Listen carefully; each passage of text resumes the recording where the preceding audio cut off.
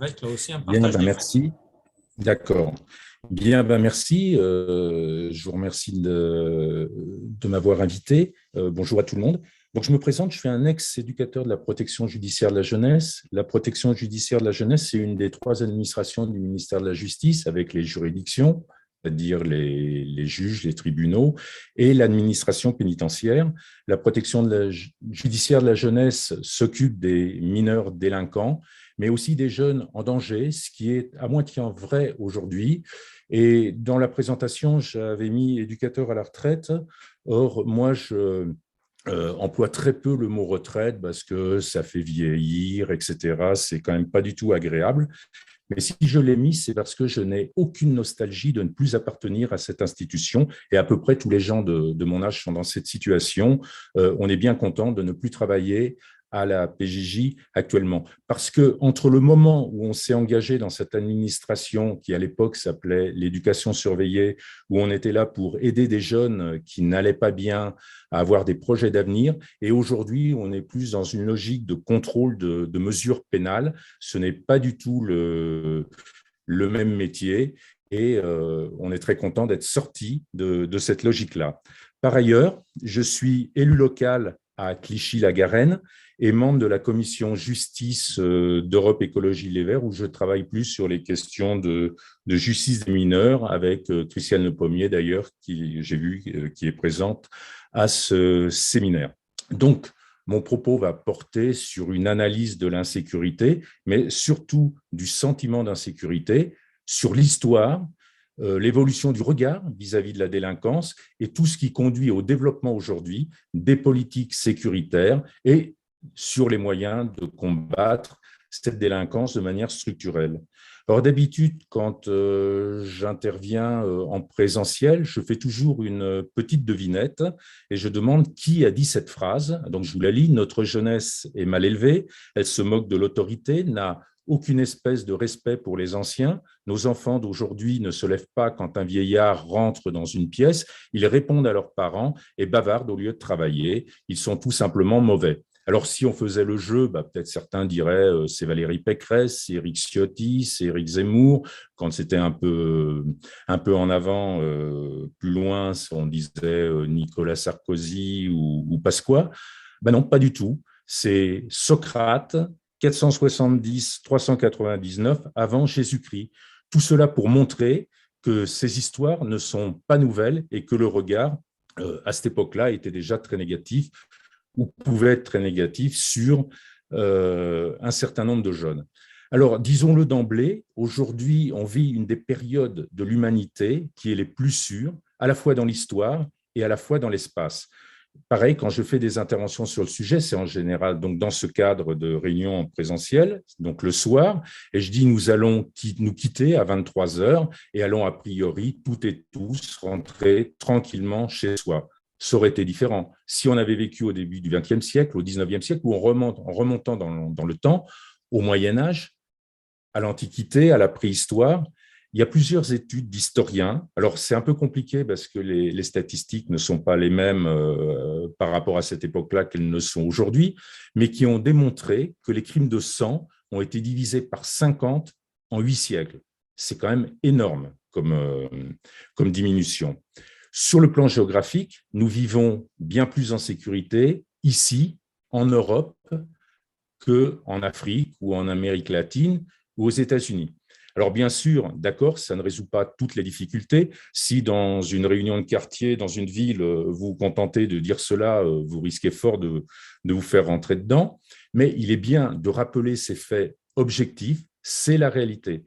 L'enjeu, c'est de ne pas laisser délirer ceux qui décrivent une situation qui serait à la fois inédite et complètement catastrophique.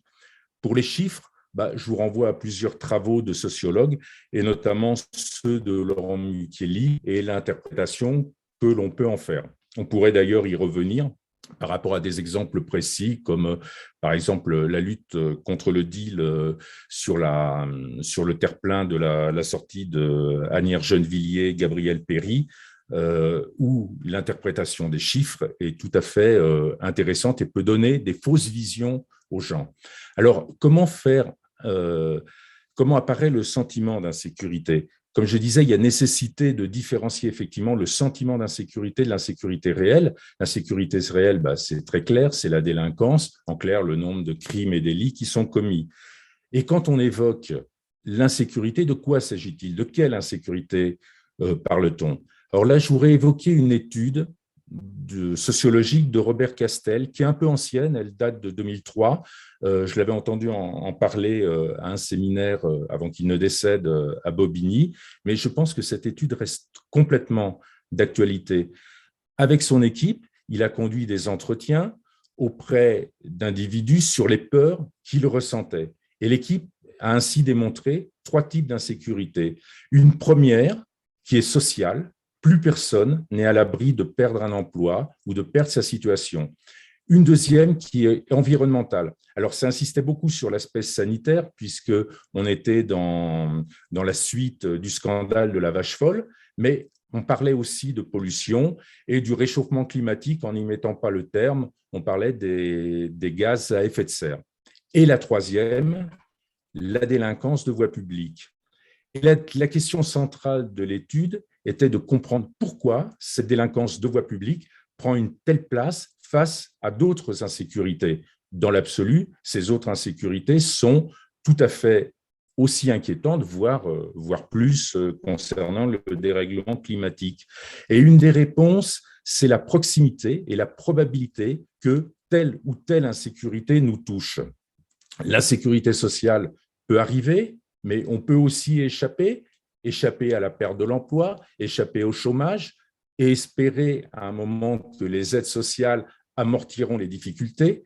L'insécurité environnementale est plus lointaine, encore que le dérèglement climatique aujourd'hui est bel et bien présent et visible, mais en tout cas, ça demande de se projeter dans un futur, dans peut-être les 20-30 ans à venir.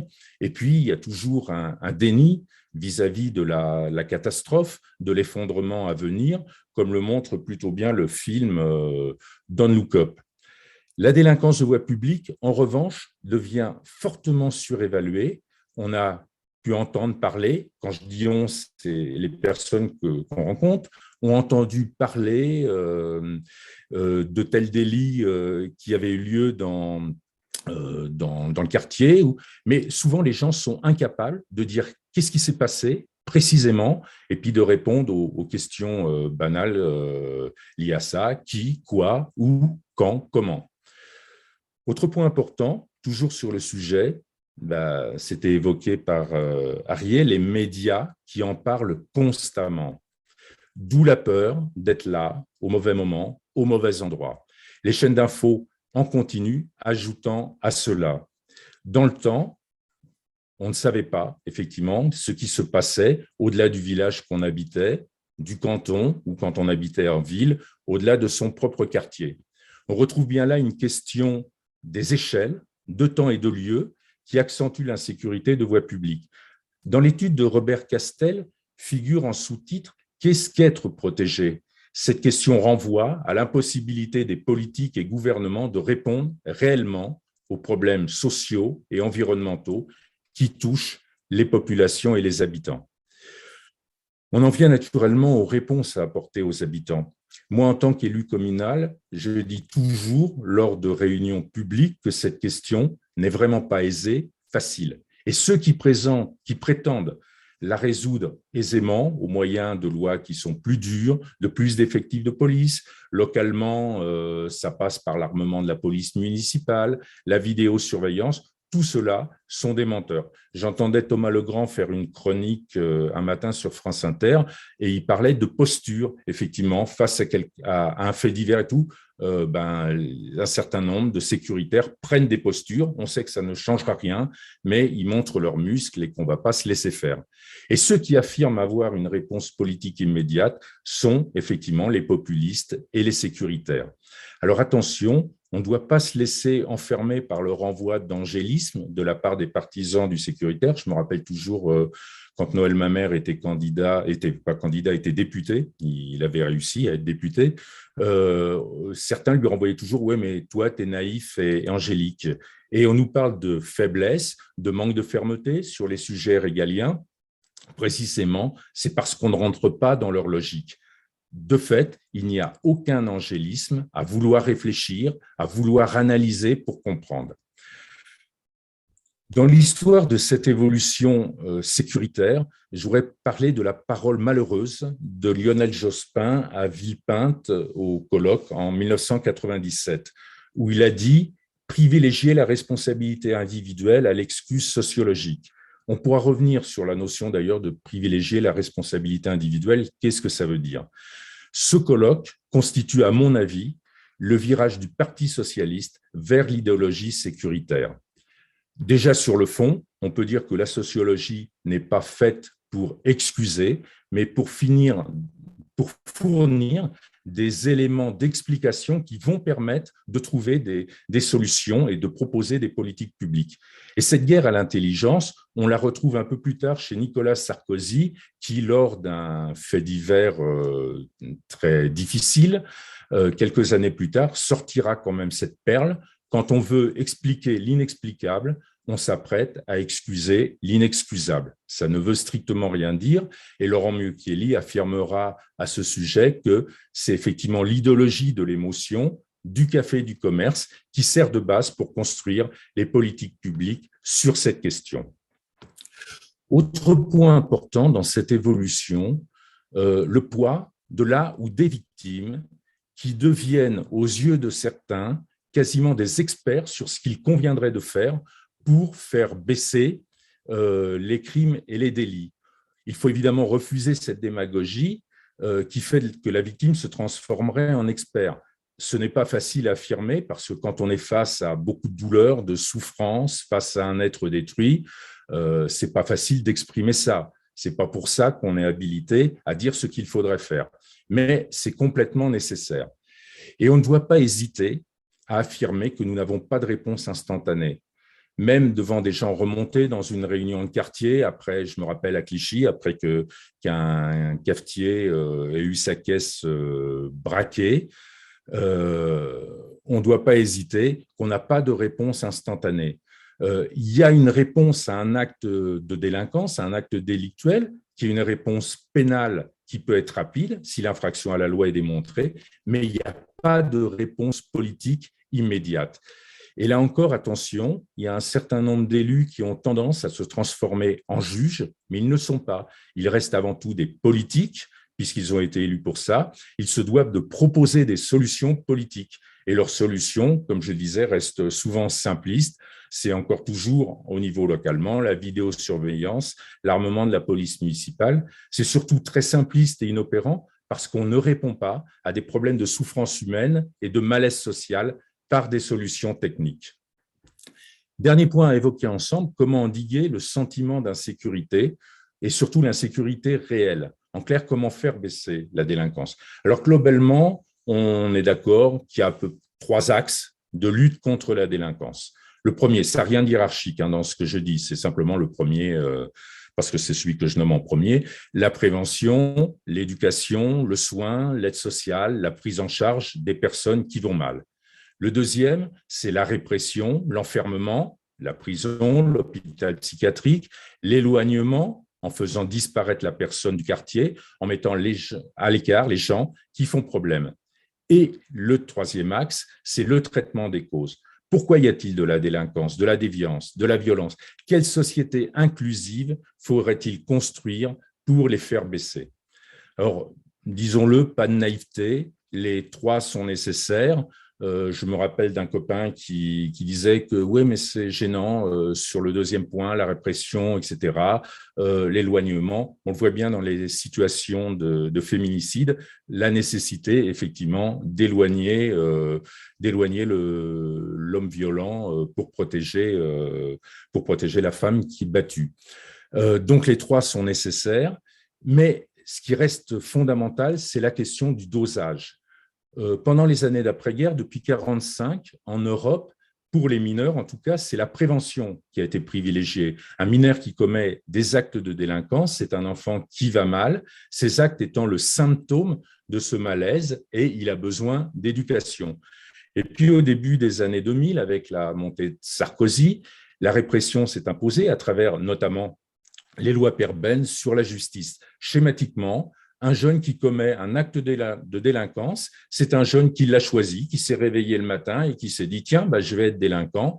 Et c'est la sanction qui va l'arrêter. Certains ont même osé prétendre que la sanction était éducative, ce qui est absurde, contraire à l'ensemble de tous les travaux qui ont été faits par les chercheurs, les juristes, les travailleurs sociaux dans leur pratique. L'éducation ne s'exerce effectivement que dans la liberté. Et quand on fait de la politique, ce qui nous concerne en premier lieu, c'est le traitement des causes. Comment faire pour qu'il y ait moins de gens qui commettent des infractions, moins de personnes qui aillent mal, qui soient exclues, qui puissent avoir des projets de vie positifs pour la collectivité, une utilité. C'est vraiment fondamental parce que la délinquance commence là, dans l'exclusion et l'inutilité sociale. Je voudrais faire référence au travail du sociologue Loïc Vacan aux États-Unis. Au début des années 80, avec l'arrivée de Reagan aux États-Unis et de Thatcher au Royaume-Uni, les libéraux triomphants ont trouvé que l'on donnait vraiment beaucoup trop d'argent au niveau social. Et souvent, dans leur esprit, pour un résultat médiocre sur le plan de l'insertion. Ils en ont conclu que ça contribuait à l'assistanat. À partir de là, ils ont décidé de couper les vivres en disant que les gens devaient se débrouiller tout seuls et s'assumer. Ce système a quand même été pensé, théorisé. Il a envoyé sciemment des pauvres dans la marginalité. Pour certains même, ça a favorisé le fait qu'ils tombent dans une délinquance, souvent simplement pour survivre. Et c'est à ce moment-là que le discours libéral du trop d'État s'est inversé. Il est devenu musclé, répressif.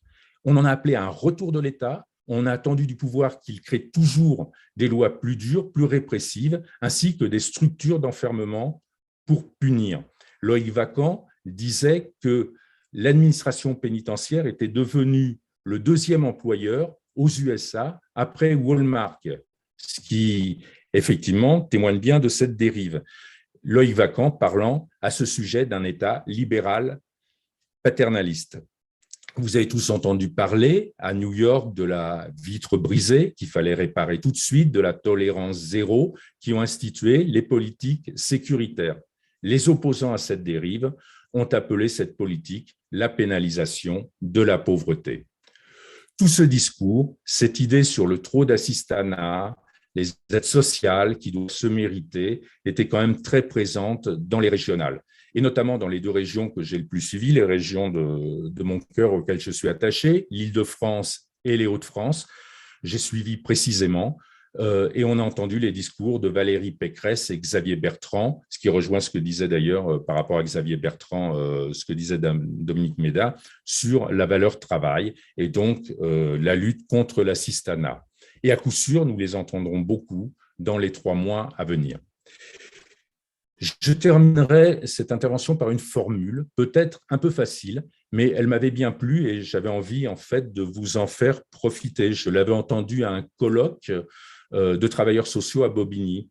Et face au déficit abyssal de réflexion sérieuse dans la sphère politico-médiatique, une médecin, psychiatre, avait dit qu'il fallait penser les mots, penser P-E-N-S-E-R, les mots M-O-T, afin de pouvoir penser les mots P-A-N-S-E-R, les mots M-A-U-X.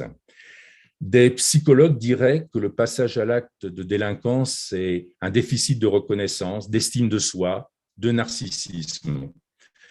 En conclusion, très rapidement, sur le plan politique, la réalité aujourd'hui est que les partis traditionnels ont largement abandonné l'idée de changer la vie, d'aller vers une société inclusive pour que tout le monde y trouve sa place. C'est vraiment une des missions qu'on a à ELV et au pôle écolo, de dire qu'on a vraiment envie de changer la vie.